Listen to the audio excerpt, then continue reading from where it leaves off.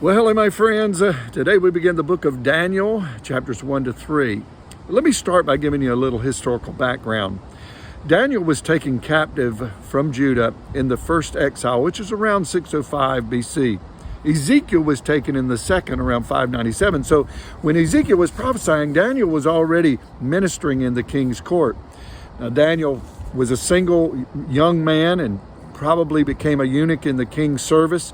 But we find that in chapter number 2, that the king had a dream and needed it interpreted. But not only did he want it interpreted, he wanted the wise men to tell him what he dreamed, which was next to impossible.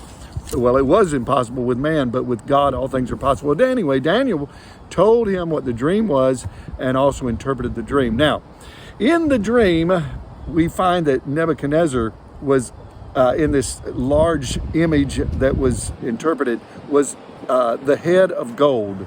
Well, in chapter number 3, most likely he became very proud because he was a head of gold, and he built a statue and had all the people bow down and worship it and worship him.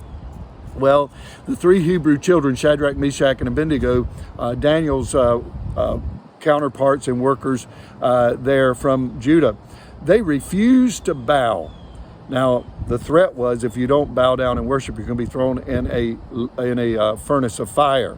But they refused. They did not compromise. You see, they could have said in their heart, they could have said, you know what, we'll bow down, we'll go along with things, but in our heart, we're not going to really worship this. We're going to still worship God. No. Outwardly, they said, we will not compromise. We're going to worship our God. And so we see that they were thrown into this fire.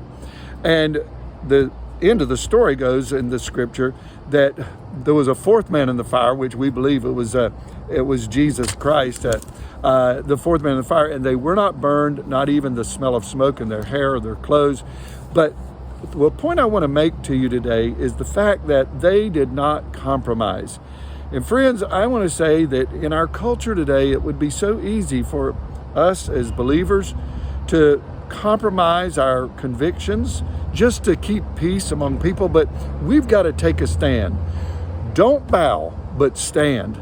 Take a stand against sexual immorality. Take a stand against homosexuality and abortion and the fraud and corruption that's going on. Even in our government today, we need to take a stand and speak out that right is right and wrong is wrong. And friends, if we will take a stand, we may have to go through the fire, but the Lord will be with us, and I believe He'll deliver us. Well, God bless you. Have a wonderful day. We'll see you again tomorrow. Bye-bye.